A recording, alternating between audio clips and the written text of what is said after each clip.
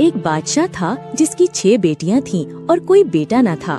جب ملکہ نے خوشخبری سنائی کہ وہ ایک بار پھر ماں بننے والی ہے تو بادشاہ نے سختی سے کہا، اگر یہ بچہ بھی لڑکی ہوا تو میں اسے زندہ نہیں چھوڑوں گا۔ ملکہ یہ سن کر بہت پریشان رہنے لگی۔ جیسے جیسے زچگی کا وقت قریب آتا گیا، بادشاہ نے دایا کو حکم دیا کہ بچی پیدا ہوتے ہی اسے ختم کر دے۔ وقت آیا، ایک نہایت حسین بچی دنیا میں آئی۔ دایا نے جیسے ہی اس کا چہرہ دیکھا تو وہ اسے مار نہ سکی۔ بچی ہنس پڑی اور اس کے ہونٹوں سے خوشبو بھری پھول جھڑنے لگے۔ دایا یہ منظر دیکھ کر حیران رہ گئی۔ ملکہ کو جب یہ خبر ملی تو وہ خود بھی دنگ رہ گئی۔ اس نے دایا کو بہت سا سونا چاندی دے کر کہا کہ بادشاہ سے جھوٹ بول دے تاکہ وہ ننھی شہزادی کو چھپ کر پال سکے۔ یوں شہزادی خفیہ طور پر بڑی ہونے لگی۔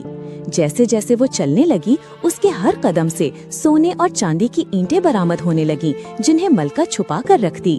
کچھ عرصہ گزرا، ایک قحط آیا اور خزانہ خالی ہو گیا۔ بادشاہ فکر مند بیٹھا تھا کہ ملک کیسے سنبھالے۔ تب ملکہ نے اپنے خفیہ ذخیرے سے چند اینٹیں بادشاہ کو لا کر دیں۔ بادشاہ حیران ہوا اور وجہ پوچھی۔ ملکہ نے کہا، پہلے وعدہ کریں کہ میری جان بخشی ہوگی۔ بادشاہ نے وعدہ کیا۔ تب ملکہ نے اپنی 7ویں بیٹی کو سامنے لایا۔ وہ چلتی تو سونے چاندی کی اینٹیں بکھرتی اور مسکراتی تو پھول جھڑتے۔ بادشاہ نے پہلی بار اپنی ننھی بیٹی کو دیکھا اور دل پسیج گیا۔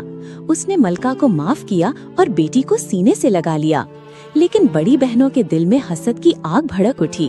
بادشاہ نے حسد ختم کرنے کے لیے اپنی سب سے چھوٹی بیٹی کے لیے ایک الگ شاندار محل بنوایا۔ ایک دن بادشاہ نے سفر پر جانا تھا۔ اس نے بیٹیوں سے پوچھا کہ واپسی پر کیا تحفہ چاہیے۔ چھوٹی شہزادی اپنی دعا میں مصروف تھی۔ اس نے اپنے کنیز سے کہا، بادشاہ سے کہو صبر۔ کنیز نے سمجھا کہ کوئی چیز ہے جس کا نام صبر ہے۔ بادشاہ واپسی پر باقی بیٹیوں کے تحفے لایا اور سب سے چھوٹی کے لیے ایک ڈبہ دیا۔ یہ ہے صبر۔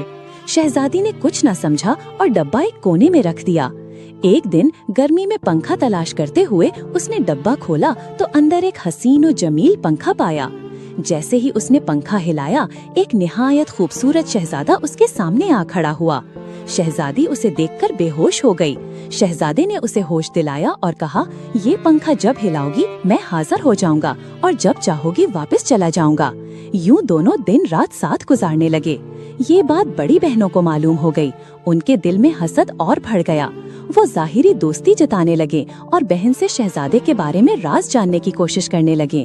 انہوں نے ایک دن کہا، ہم نے تمہارے مہمان کے لیے ایک نرم بستر تیار کیا ہے، لیکن اس بستر پر انہوں نے شیشے کے ٹکڑے بچھا رکھے تھے۔ چھوٹی بہن نے اعتبار کیا اور پنکھا ہلا کر شہزادے کو بلایا۔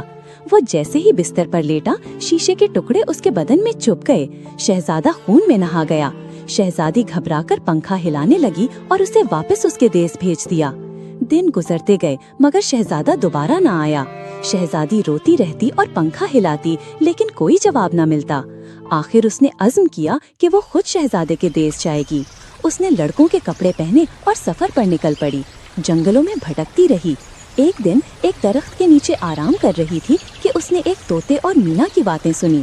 مینا نے کہا، اصل علاج تو اس دیوے ہیکل جنگلی کبوتر کی یخنی ہے جو قد میں انسان جتنا بڑا ہے اور جس کی آنکھیں نیلی ہیں۔ اگر اس کبوتر کی یخنی بنائی جائے اور شہزادے کو پلائی جائے تو اس کے سارے زخم ٹھیک ہو جائیں گے۔ یہ سن کر شہزادی نے ارادہ باندھا کہ وہ اس کبوتر کو ڈھونڈے گی۔ کئی دن جنگلوں اور وادیوں میں پھرنے کے بعد وہ ایک گھنے درخت کے پاس پہنچی جہاں واقعی ایک دیوے ہیکل کبوتر بیٹھا تھا۔ اس کا قد انسان کے برابر اور آنکھیں نیلگو روشنی سے چمک رہی تھیں۔ شہزادی نے بڑی احتیاط سے جال بچھایا اور دانے ڈالے۔ کبوتر جال میں آیا تو اس نے اسے پکڑ لیا۔ وہ اسے لے کر واپس آئی اور اس کی یخنی تیار کی۔ یخنی کی خوشبو پورے محل میں پھیل گئی۔ جب وہ شہزادے کے پاس پہنچی تو سب درباری حیران رہ گئے کہ ایک نوجوان طبیب کس شان سے آیا ہے۔ شہزادی نے نقاب اوڑھ رکھا تھا تاکہ پہچانی نہ جائے۔ اس نے کہا، اگر آپ لوگ اجازت دیں تو میں شہزادے کو یہ یخنی پلاؤں۔ یخنی پلائی گئی تو کمال ہو گیا۔ شہزادے کے زخم تیزی سے بھرنے لگے۔ چند دنوں میں وہ مکمل تندرست اور پہلے سے بھی زیادہ حسین و جمیل ہو گیا۔ شہزادے نے شکر گزاری کے لیے طبیب کو دربار میں بلایا اور کہا، اے مہربان حکیم، تم نے میری جان بچائی ہے، جو چاہو مانگ لو، میں انکار نہیں کروں گا۔ شہزادی نے مسکرا کر کہا، شہزادے، کیا آپ مجھے پہچان نہیں پائے؟ یہ کہہ کر اس نے نقاب ہٹا دیا۔ شہزادے نے چونک کر دیکھا تو اس کی اپنی محبوبہ شہزادی سامنے کھڑی تھی۔ خوشی کے مارے وہ بے اختیار اس کے قدموں پر جھک گیا۔ دربار والے بھی حیرت سے دیکھنے لگے۔ شہزادے نے اسے اپنی زندگی کی مالک کہہ کر تخت کے برابر بٹھا دیا۔ کچھ ہی دنوں بعد دونوں کی شاندار شادی ہوئی۔